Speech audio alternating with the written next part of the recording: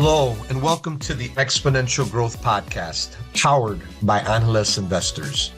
I'm your host, David Olivencia, co-founder of Analyst Investors, and a passionate advocate for leveraging innovation and technology to drive success. Let's get started. This is Exponential Growth. I also want to give gratitude to Salvi Media. They're the founding sponsor of the podcast. They're a premier executive content agency dedicated to crafting exceptional content and strategies that elevate companies' brands and their executives. They're creators of the Emmy Award-winning CEO series. I think many of you have seen that. We've also featured one of my portfolio companies, Analyst Investors and Hallow, on their CEO series. And they've had in-depth interviews with CEOs talking about their personal journeys and business experience. The CEO series can be found on Cheddar, Entrepreneur Magazine, Reach TV, and really want to thank Salvi Media for their support of the podcast. You can also follow them on social media, as well as they have a podcast studio in Chicago. Join them as well. So again, thank you, Salvi Media, for making this podcast possible. Today, we have a very special guest friend who's actually joining us from Puerto Rico, from Mayagüez, Puerto Rico, which for those who may not know is like the west side of the island, home to the University of Puerto Rico, Mayagüez, one of the top engineering schools, definitely in this hemisphere, maybe the world, we'll see. A lot of great talent, a lot of great friends from there as well. Emma is the Chief Administrative Officer and General Counsel at Ariel Investments. We'll chat a little bit more about that. But Emma, welcome to the Exponential Growth Podcast. Thanks for having me, David. Also, because you have been to Mayagüez, which most people haven't. So it's super exciting to have somebody that actually knows this part of this beautiful island. Oh, excellent. Yeah, no, I spent good 2-3 years living there. All my family's from there. And yeah, it's great fun. For those who haven't been there, you should get out there. A lot of good stuff going on there. All right, Emma. Well, let's start off with just who's Emma? So catch all our listeners out there. Who is Emma Rodriguez-Ayala? No, an enigma. No, I am. No, I always say I'm just somebody that's like a overachieving doer is how I like to describe myself. And that comes from my background, particularly coming here from Puerto Rico, where people, I think, work really hard to strive to make this place better. I grew up here in Mayagüez. I did not go to the University of Puerto Rico, although some of my siblings did. But I went to St. Louis University first. That was my first going to the mainland U.S. For those that don't know, St. Louis University is Jesuit University in St. Louis, and they love Puerto Ricans there. The Jesuits realized Puerto Ricans, lots of Catholics, and so a really big, surprisingly, Puerto Rican community there. But I always start there because for me, my experience into the U.S. was, I feel, different than an American who grew up in the U.S. It's more akin to an immigrant, right, that would have gone to the U.S. I remember going to St. Louis and learning for the first time that I was Latino. Like that had never occurred to me. In Puerto Rico, everybody's everything. Like the governor is Puerto Rican, right? The doctors are Puerto Rican. Like you never question, like there's not like no Latinos around. And St. Louis was my first stop somewhere, sort of understanding and learning who Latinos were in the US and the legacy of that. I went to the University of Chicago for law school, honestly, because I knew that I wanted to be in business, like in business law. I felt that law was a way to get into business for me. There were no lawyers in the family. I'm also convinced that it's because, like all Latino parents, and frankly, a lot of immigrant parents tell their kids, you can be a lawyer, you can be a doctor, an accountant, and we already had two of the other. And so then I was like, lawyer, no lawyers in the family. But I always knew I was sort of with a business mind. And I loved my time at the University of Chicago. And it is what led me to then what has been, a 20 plus year career in the investments industry. I started my career at Sidley Austin in the investments group. This was many financial crises ago. Yeah. It was and Emma too, just so that everybody, it's like give a quick thumbnail on Sidley, right? Just everybody might not know how impactful they are. Oh yeah. So Sidley is one of the top law firms in the world, both by its scale of number of attorneys, but also by the amount of work that they do and the deals that they generate and the revenue they generate. Also, it is led by a Latina woman currently, and it's the only big law firm led by a Latina woman. But and it has a century history. For context, it was the law firm of Mary Todd, President Lincoln's wife. So like this has been like they've been around, and there weren't that many Latinos when I went. There weren't that many women. There was only one woman partner in the investments group, actually. But I thought that group was incredible and amazing because they were creating new things.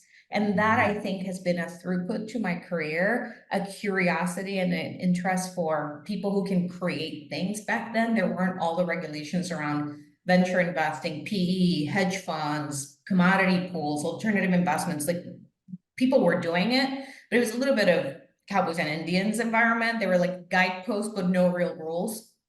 And Sidley was at the forefront, or those attorneys were at the forefront of partnering with investment advisors and with others to essentially create the frameworks that ended up becoming that industry. So it was a really exciting and fun way to start my career. And then from then had the normal lawyer life of going in-house to your biggest client. And then from there, once you're the GC, they start giving you other things because they were like, oh, the lawyers do all the work that nobody wants to do, right? So they'll like give you compliance and they'll give you risk and it keeps adding. And over time, you end up really understanding the business well. And so, a 20+ career now being at Ariel, where I oversee all the middle and back office. So operations, technology, legal compliance, marketing, communications. And it's all the support infrastructure essentially for our investment teams and for our client-facing teams. So I always say, if we are succeeding in my teams, if those two front off-facing people look amazing externally, it should be like we're the legs of the duck. The duck looks beautiful at top, and we're the ones pedaling really fast underneath, and nobody sees us, right? But that's the way to describe sort of what my teams and what my role is. It's to generate that sort of energy so that from the top we look amazing and nobody sees what we're actually doing. And this is Ariel for Ariel too, right? So maybe our listeners out there may not know about Ariel Investments, where you're the chief administrative officer and general counsel. Maybe just a quick, one or two sentences on Ariel and what they do, why our listeners should know about Ariel. Yeah. So Ariel is the first African American investment advisor mutual fund company in the US. It was started 43 years ago by John Rogers, who was only 24. Talk about creating and having a vision. So he had a view and a mindset to what he believed could be done in value investing. We say at the core of what Ariel is where value meets growth, meaning if you think about it, it's if a company looks really cheap, I'll use that in quotation marks, looks really cheap, but you believe that they're going to grow really fast and that the valuation or the price for that company is going to grow really fast. It looks cheap because it's either underappreciated by others or undervalued or misunderstood, or you think you have a particular expertise or knowledge that makes you understand that company better than others. And so you truly believe where others think, no, that's just a company that's valued at that. You think, no, it's selling at a discount. And so John believed that he could spot those companies. And it's the Warren Buffett type of investing. And so literally from that spark that he had, this now almost $14 billion company, investment advisor, we invest in public markets and private markets internationally. So US, international developed markets, emerging markets, and frontier markets. Wow. Just amazing, the scope. And at 24 years, I mean, I knew he started young. I didn't know he started at that young and just impactful. And I was Barron's, I think this past weekend, he was on had 10 or so CEOs kind of getting their perspective on investments and stuff. And he'll be in different Barron's and Forbes and Fortune and all the kind of just sharing perspective. So amazing firm, amazing leadership team. And thank you for sharing that journey. And I'd also been to, they call it SLU, St. Louis University. And then I'd been there. When I was working, I think it was with it was with Accenture. When I was with Accenture or Oracle, I can't remember, but they had these like these glass windows and this huge foyer you can look through that stuff. Just a lot of art there, and what a beautiful university. Because I've been there at least once. And then the other thing is that, yeah, I remember my grandmother saying, "Hey, do you want to be a doctor, lawyer?"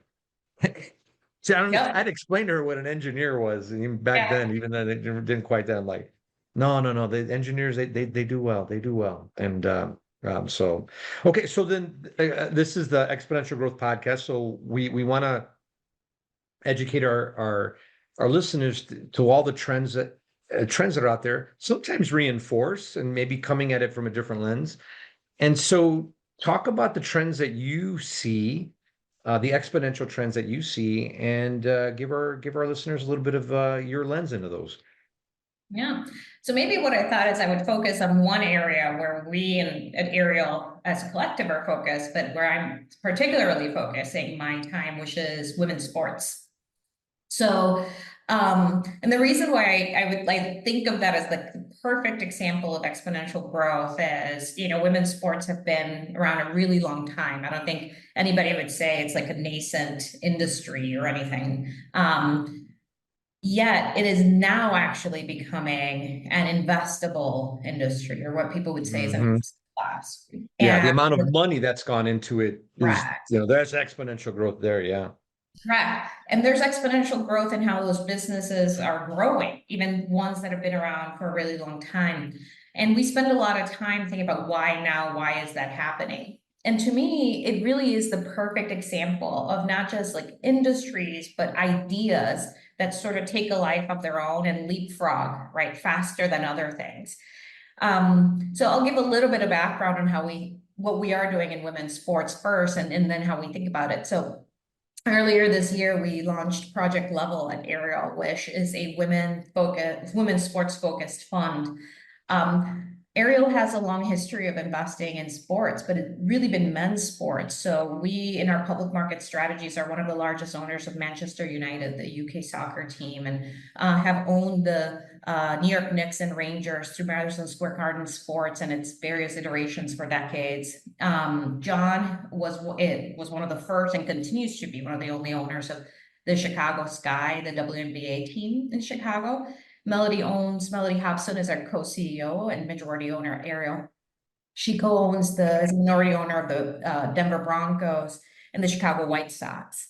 So I explain all of that because we've been in sports for a while. And this to me is one of the first things that is at the core of something that has exponential growth, which is you are looking at something that you have some expertise on already, right? You're not starting from nothing. There's something there that you can pattern to. And so we had been following sports for quite some time, and it started spotting sort of what was happening in women's sports. And Mellody had made an investment in the WNBA league and in League One volleyball, sort of dipping the water, seeing what was happening. And then at the end of 2023, we actually started deeply looking at women's sports. Why? Because we spotted where I started at earlier. At our core, we're value and growth meet. That's how we invest. And what we started spotting is sports assets had been cheap and undervalued for a really long time, but the growth curve moved and it then hit at the area where we invest. So why did the growth curve move? For us, if you look at where women's sports asset valuations are now, it's where we were with men's sports in the early 90s, right? So in Uh-huh. 1995, two of the men's sports teams sold at the then record-breaking prices of, a little over $200 million. Those two teams are now worth each one $7 billion and $9 billion. Okay. Wow.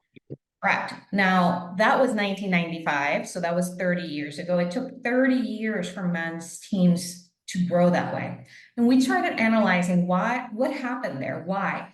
The real growth for men's sports assets came around 2010, 2014, and it was when media rights were renegotiated. Because media rights is, essentially what the team and the league pays to show the games on TV, right? At what time, Right. channels, like all that stuff. That changed and got renegotiated for men's sports assets around 2014. And all of a sudden, the league and the teams were making a lot of money from media. At Uh-huh. the same time, when that happened, then sponsorship revenue increased because now sponsors were like, oh, like my team can be on TV, can sell things, people are watching from home, which then created this snowball effect of increasing game day revenues, both from tickets. That's when really the ticket prices for men's teams started skyrocketing. More people wanted to go to the games, right? Like you can be a huge, crazy Chicago Bears fan from anywhere in the world, right? Yeah, yeah, And so that, you know, like with technology, with what was happening on TV and all that, that cost then people would fly in for games, right? It drove up the oh price yeah, of tickets. And then it oh drove yeah, up what you sell at the ballpark, right? Or at the arena. You don't have to just eat a crappy hot dog anymore. Now you can actually go and get like marquee food, right? A lot of the places yeah, like nice restaurants that you could actually eat and make like an event of the game, right? All of that really started happening, honestly, in the past 10 to 12 years.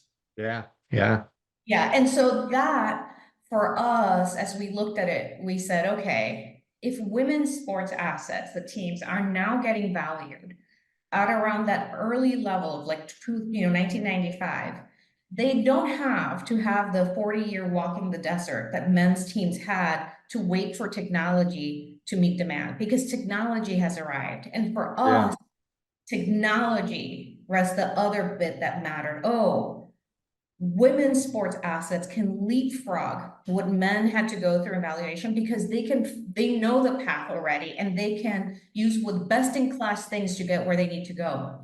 And that's in right. particular, women's media rights are in the process of getting renegotiated. And so when we in 2023 into 2023, beginning of 2024, started looking in earnest as this is a potential new strategy for Ariel, it really was, we already have some expertise in this space that we bring to the table, right? We're not building something in a white space that we know nothing about. Yeah, Two, we can pattern and do data analytics to show us where and why we think some of these investments are gonna, really have exponential growth. And even though they are value investments right now, they will grow fast. And three, we thought we could make them grow faster because of what we bring to the table. And that for us was operational expertise on the sports side. So our perspective was, if you look at women's sports, we're like, okay, we're at an inflection point there. If you follow the trajectory of men's sports, women's sports are about to go crazy valuations. And we're seeing it happening. Even in the 2 years that I've mentioned, the valuations have skyrocketed precisely because of everything that I just said. So it's happening. And then we said, so why us? Why could we go in there and make it happen faster, make it happen better? And for us, one, we're Ariel. Most in the areas we invest, one of our expertise is media and entertainment. That's in fact how we think of sports. We think of it as media and entertainment investing. yeah, And so we have deep expertise in the area. A lot of people know Mellody, a lot of people know John. We have a lot of really fantastic advisors that we knew we could pull on in those areas to help us. And in particular, remember I said media right negotiation, it was critical. So we thought we would have a lens there. And the second was we went and we found, a sports operator that we thought could make a difference. When you think of exponential growth and how you choose where you're going to put your money, where you're going to put your time, frankly, when you put your emotional energy, because nothing happens without a lot of like emotional energy, right? And like, yeah, yeah, um, you have to go at it, bringing the right people to the table and knowing that you can't do everything. And so for us, we knew, well, we're totally awesome, but we are not sports operators. We have our teams, we sort of know what they do, but we've never been in there. And Jason Wright, we met, he was speaking at a conference that actually Ariel holds. He was one of our guests, one of our speakers, and he was amazing. So he was the president of the Washington Commanders at the time, which, if people remember, the Washington Commanders used to be the Washington Redskins. He actually was an NFL player himself. He was 7 years in the NFL, had been the team captain for the Arizona Cardinals. Then he had gone oh to wow. So Chicago. really knows, I mean, really knows the space, right? Inside and out, you know? Yeah, he was actually at Northwestern University for college, played football team. He went to the University of Chicago after being in the NFL to get his MBA. And you know what, Ariel, we love all of you Chicago people, in addition to The Princeton. boothies, the boothies. Yeah, exactly. Um, and then he went to McKinsey, where he became a partner and led the SG&A, group, where it's really just back office operations, restructurings, crisis management. Again, the little legs under the duck, right? The stuff Yeah, that yeah, you yeah. just want it to look perfect, and somebody has to, move the machine. He actually went to the Commanders because of that experience. The Commanders were at a point in time when they were in crisis. They had to do a name change, which is extremely controversial. If people remember how that happened. They were actually one of the worst performing NFL teams at the time, not necessarily on the field, but as a business, some of the lowest season ticket numbers. Like it was just an organization that needed complete turnaround, and he did that. So he changed over 80% of the organization. And over the almost 5 years he was there, he had not just transitioned entirely that team, which is not something that normally happens in the NFL. Those teams make so much money that normally they sort of run themselves.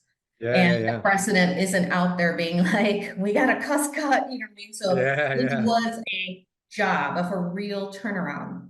Not only did he do that, the Washington Commanders are now in this year's ranked near the top as a business in the NFL. Not only that, he then was able to sell for the first time. It was the first team that was bought by PE owners, by private equity owners. Oh, He's okay. able to beat that, and it was at the highest valuation that a sport team had ever had, from being the worst team in the Wow. NFL. And And that when you matters. say sports team, you mean football team or sports team, right? Do you mean football or sports? In that case, just football, but the Okay. reality is the football teams tend to Or- have the highest yeah, valuation. yeah, that's what I was going to say. You're right. 'Cause that's what I think. I think it might be for all sports because they're their highest value, right? This football. Yeah, I I thought think, baseball might be. I thought baseball might be a baseball team, but I think it is the football teams. Yeah. it's the football teams for many reasons. Part of it is they have salary caps and they have structured ways that they run and operate those teams that give more certainty to their valuation for actual investors. And so Okay. there's reasons why NFL tends to be actually valued. But having said that, the most recent, team sale was, at 10 billion, and it was for the Lakers, right? And so, which Oh, was okay. sold to the owner of the Dodgers. And before that, the Celtics sold, for, I think it was it 7 billion or 9 billion, I forget. This is just recently happening. So I mentioned that because I think there has been a shift in sort of which teams have been valued the most, but traditionally it had been NFL. Interesting. Ah, interesting. No, it's super insightful, super insightful. And that's what an amazing.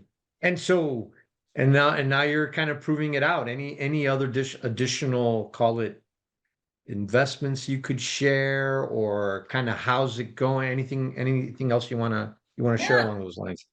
Yeah, so I would say a couple of things, right? To me, I share that story because I actually do think those three things, like having the expertise, doing your data analytics to be able to say, are we in territory of exponential growth? And then really, really being like, what do I need to bring to the table to monetize that exponential growth? Because like, it's not going to happen to you. It can happen to somebody else, unless you're the one that is like, here's how I'm going to do it. That takes a lot of time. And it took us, by the time we announced, we had been at it a year plus of work of Yeah, building yeah, the yeah, yeah. market. So in the time since we announced, we bought the Denver NWSL team. So that's super exciting. So it's women's soccer. And that is continuing to prove sort of what our thesis was, which is not all sports assets are actually going to be, crazy valued. You really have to pick the right cities, the right partners, build the right way. And Yeah. we did a lot of work around Denver really being the right place for a women's soccer team, including because Denver has the most women that have gone to the US national soccer team, and Denver matches California in girls per capita that play youth soccer. So Oh, wow. families in Colorado are used to watching girls play soccer and win, right? And so Wow. that sets the base for a city that's like ready for women's sports. Because again, we don't want 30 years of like hoping valuations go up. We want to leapfrog. We want exponential growth. You want three years, maybe, you know, Correct. sooner than later, right? You want Correct. that exponential We curve don't want just hitting growth. sooner than later. Exactly. Exactly. And so Denver mattered as a city, but it also mattered what we were doing and the partners we had. And for us, real assets make a difference for women's sports. It also makes a difference for men's sports, but men's sports have historically had real assets that have been good, valuable, and centrally located. So if you go to any big city, you can easily probably take public transportation to watch a baseball game or watch a Yeah. basketball game. You can walk. Many of them have it right in the city, right? The women's sports teams tend to have some crappy stadium out in the middle of nowhere that you have 2 hours to get to. It's like season ticket holders like, don't want to be driving there every week. Companies don't necessarily want to have to get a bus to take their people out there. And so that has actually been one of the reasons that valuations for women's sports have been down. And so real assets are critical. So for us, when we chose Denver, it wasn't just we were choosing the Denver team. So the thing was baked. We were doing real assets. And so in 4 months, we got city approval and broke ground on a permanent stadium, a temporary stadium, and training facilities, which is crazy and unheard of. But again, if you think about, you pick your place for exponential growth, and then you have to just know what you're going to land to make it happen. And so that's just an example of sort of how in practice it goes through, but it's a lot of research, a lot of work, and then a lot of hoping that you got it right. You know, and I think, you know, and throughout, you know, because the other thing we want to do in the podcast is talk about like, you know, investment. You were in these times of exponential growth. You laid out this great scenario, you know, of women's sports, right? And you've laid out kind of nuggets of how to think about the investment, right? Your expertise, your study of the market, your pattern recognition, bringing on the right people, you know, any other kind of, call it, investing insights that you want to share with the listeners? And I mean, you've got venture capital, private equity, different firms, legal, you know, you got different lenses that you can put in it.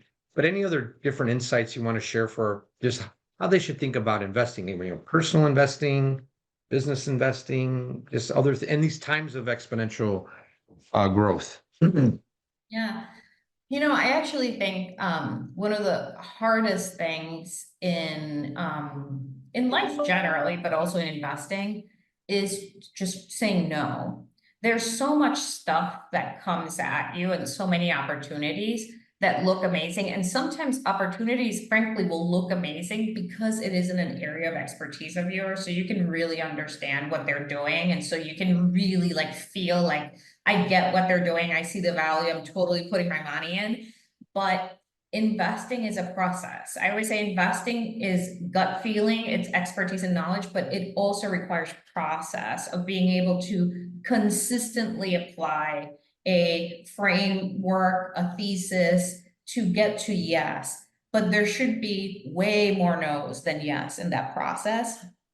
And that applies even when people are doing angel investing or where they're doing, you know, any type, frankly, it applies in life generally, even if you're dating somebody. Looking for a life partner, there should be more no's than yes. Yeah, exactly. That's the biggest investment decision you're going to make, right? For sure, exactly. You don't want the wrong answer. You don't want that.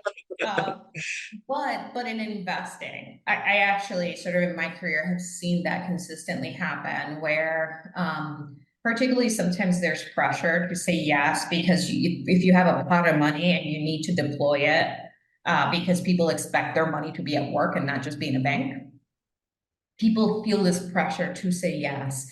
And it is that sort of having the backbone to go through a process and at any point say no. One of the things that Ariel that we always say is we're not a yes till you got the money, right? We're like, we will at every point reconsider, turn the next page, ask the next question. And at any point we could get to no, so nobody should be expecting otherwise.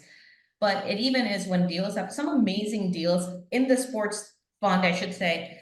I am one of the 3 main partners leading the sports fund, and I'm a part of the investment committee. And so we do all the due diligence and we have all the votes. And some incredible deals have come to us that I'm like, I want that team, right? Because I want to take my family there. So like, it's like an amazing, Hey, you know, and your friends too, Emma, and your friends too, by the way. yeah, Okay. yeah, totally, totally. But those come up, and it's fascinating to see, us be super excited, the other side be super excited, everybody thinking we're gonna get to a yes, and then a question gets asked and an answer comes back that screeches everything to a halt. And we ask the next question and we turn the next page. And it's actually fascinating how quickly they get to know as a team. And that unemotional response of turning it off and being like, wait, I wasn't married to you already. Like, this isn't going to work for us. I think it's critical in investing. It's just too easy to say yes to the wrong thing otherwise. Yeah, no, very, very insightful. And I guess the other thing too is you're also on the because you bring investing also, but you're on the board of First Bank Chicago, right? And Yeah. so it's another kind of lens that you put onto it, as well, at least more from a governance perspective and what you see, but we also help out, provide advice and counsel to allocate capital. Kind of the last area, Emma, is just your philosophies on leadership, right? You've worked in different firms. You have the legal aspect. You're with really one of the top investment firms in the world, at the top of what do you in these times of exponential growth and especially in the investing industry, what are your just leadership principles that maybe stand the test of time, or what are the leadership principles that you say, hey, especially in these times and how I'm looking at things, it's these are more important. Any insights you want to share with our listeners on your leadership philosophy in times of exponential change that we're in? Yeah, I'll speak to my leadership philosophy and leadership style. We probably need to ask the people who report to me who probably have a different perspective. It's like, that is not who she is. But I would say on my philosophy, I'd start by saying it's very grounded on, my parents had a business in Puerto Rico when I was growing up, and it was like a family business. Like, they employed the aunties, the uncles, the cousins, all the community, the friends, like they created value for the community, and they viewed the business as part of the community, and us as a family as being, like part of the community. Like, we were leaders in the community, even as kids. And I share that because my philosophy in leadership has always been that if you're a leader, you're helping provide for others' families. And so that always has to be in the back of your head. Like, the decisions I'm making can't be unthoughtful, can't be self-interested, because it is a community of families that are getting fed by all of us, right? And so Yeah. that I always start there.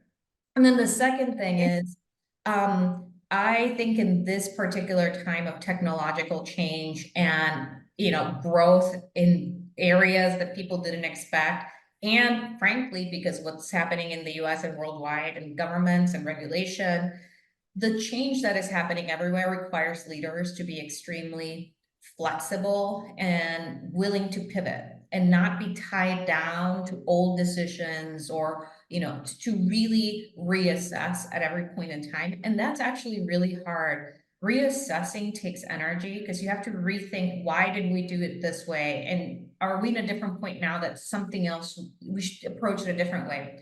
One, it makes people feel like they're saying they did something wrong before, and the answer is no. Like, that may have been the correct answer then, it's just not Yeah. so, but it has that weird human nature feeling of feeling like I was right, I wasn't wrong. That's cool. We're not saying you weren't, but it requires you to just let go of that and just constantly push yourself to rethink things. I also think, frankly, that all of what we do is changing. AI is a huge disruptor. I think everybody understands that. But there are plenty other disruptors. There are like geopolitical disruptors that are now, surfacing. And I think all of us have to be ready to rethink what we do, how we do it, and where we do it. Which I feel is not news to anybody, except I guess I'm commiserating and saying it's hard. This is a very hard environment for leaders. And so my approach for my team in particular, I always tell them is, if you put our business first, if you're an enterprise leader and you are an expert in your field, but you make decisions with the enterprise mindset, we almost always come to agreement and get to the right answer. Because even if we disagree in what we're doing, and even if I like literally do not like the suggestion you're making, I know Yeah. you're suggesting something that's right for the business. And we always say, if we all have Ariel first, as our like Ariel first, our clients, our team members and their families, if that's what we're all trying to solve, then our leadership styles, regardless how they are, can coalesce around that. And so that's how I Yeah. being a leader and leading with an Ariel. Yeah, and I like the way I like some of the things that I think stand the test of time, right? A little bit about your values. I love the about family, right? Because in the end, you work, but everybody's got families.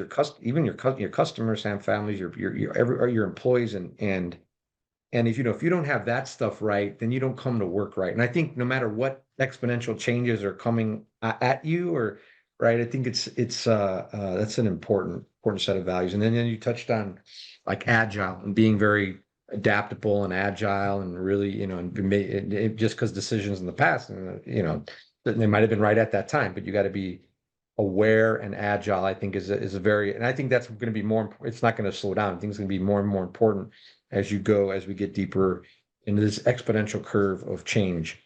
Emma, It's so funny on the family thing. sure. The quip that I always tell people is, because I hate when people like work as family. Like, no, it isn't. You haven't met my family. So it's like, but I always say work is not family. Work is families.